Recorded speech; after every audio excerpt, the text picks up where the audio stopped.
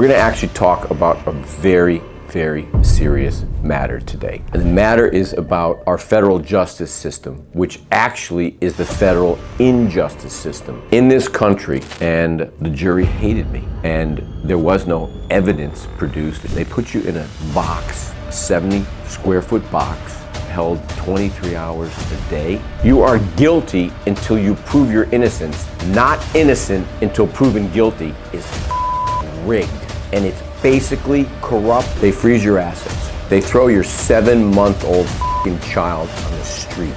I have a super strong opinion about this matter because I lived through it myself. The system needs to be changed. Guys, we're gonna actually talk about a very serious matter today. And the matter is about our federal justice system, which actually is the federal injustice system. In this country, you are guilty until you prove your innocence, not innocent until proven guilty. And the court system, as our great president will tell you, and many other people, is rigged. And it's basically corrupt motherfuckers running it. So guys, let's get into it right now. So I have a super strong opinion about this matter because I lived through it myself. I see what's going on, how certain people, I won't name their names, are vilified without a single stitch of evidence. And when it took me multiple years, I refused to plead guilty, I still couldn't get a fair trial in this system because the judge that sat on the bench was as corrupt as the people that brought the case. And the thing is that until you are in it, people think you are innocent until proven guilty, but you are not. You are purely guilty because it is the United States of America or the state of Florida or the state of Texas against a simple man. And they have all the resources in the world and they have all the power in the world because they will destroy anyone that gets in their path. And that's all that matters to them, is winning. And what needs to happen is it needs to be revamped. It needs to be changed. The system needs to be changed. I don't think the justice system, the way it is today, has any true barometer for good or bad. There is bad, and bad needs to be dealt with, but in a drug prosecution or in a certain financial case, I don't want to use the word a violent case, because there's no justification for violence. It's either violence and you're prosecuted, or it is abuse of a child and you're prosecuted. These pedophile cases or pornographic cases, which I don't really know that much. I think more of those people are sicker. But you take the basic case. I'll give you an example. A man was selling off-market formula, was legal, and he ended up with 30 years in prison. And now we are working to give him the opportunity to come home a lot earlier by getting the justice system to give him some leeway. He went to trial because it was legal, but he couldn't win because the system is rigged against the regular guy. It is an unlimited budget to destroy someone's life. I believe that the mission statement for the DOJ is to preserve and protect the family unit. So that's what I believe and that's what I understand.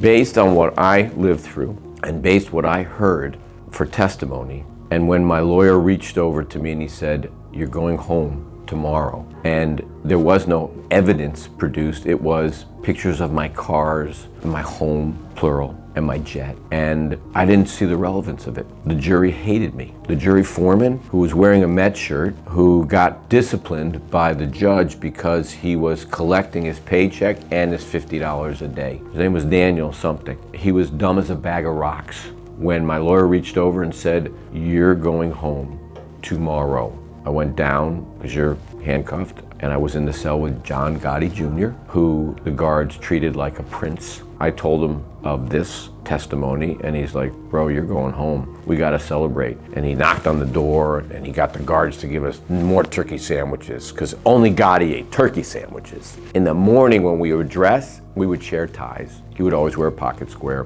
And he was like, "Mark, you're too articulate. You're too smart.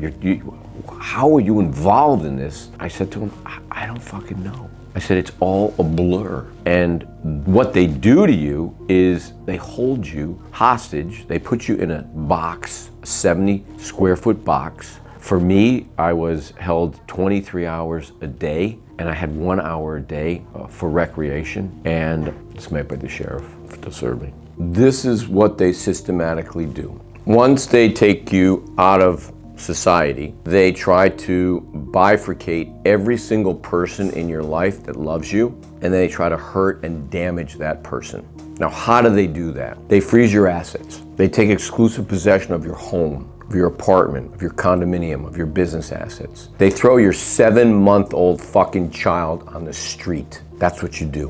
1,100 employees. You bring in a receiver to run my properties, and then the receiver handpicks the properties that he wants to offload to his buddies, and they f you every possible way. It's purely financial enrichment. The AUSAs who work there don't even know what the case means. The FBI agent that sat with me, she said, "You don't own any real estate, Jennifer." I'll never forget your name because it's the month I was born. Guess what? We didn't own any real estate. We owned a ton of real estate. 58 different communities and multiple projects with $750 million in units to be sold.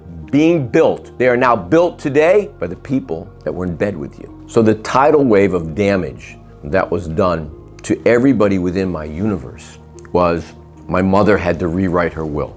The relationship with my children was severely damaged. My oldest daughter, Sarah, acted out. My youngest daughter, Isabella, was without a father.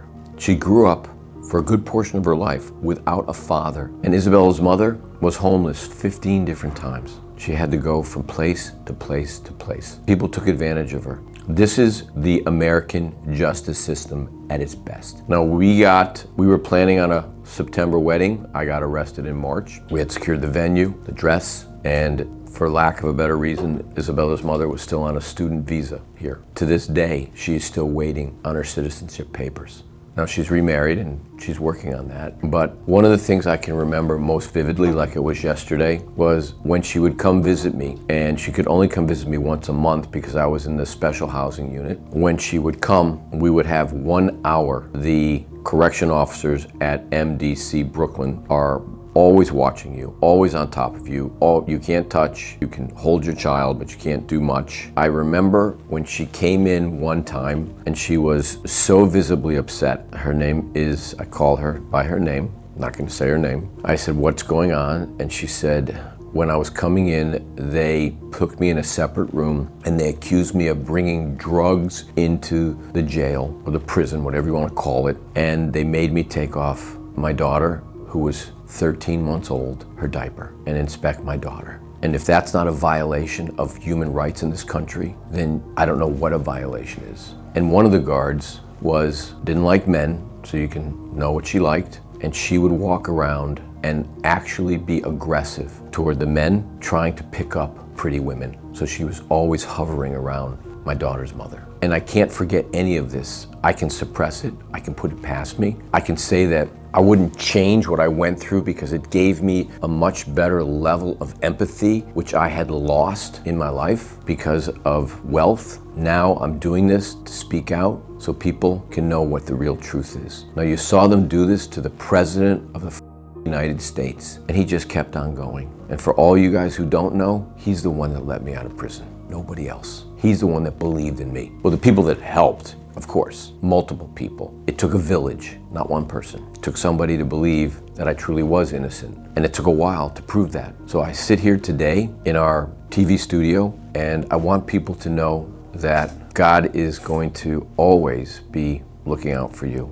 And he carried me. I did take a lot for wearing my yarmulke, but I never took it off.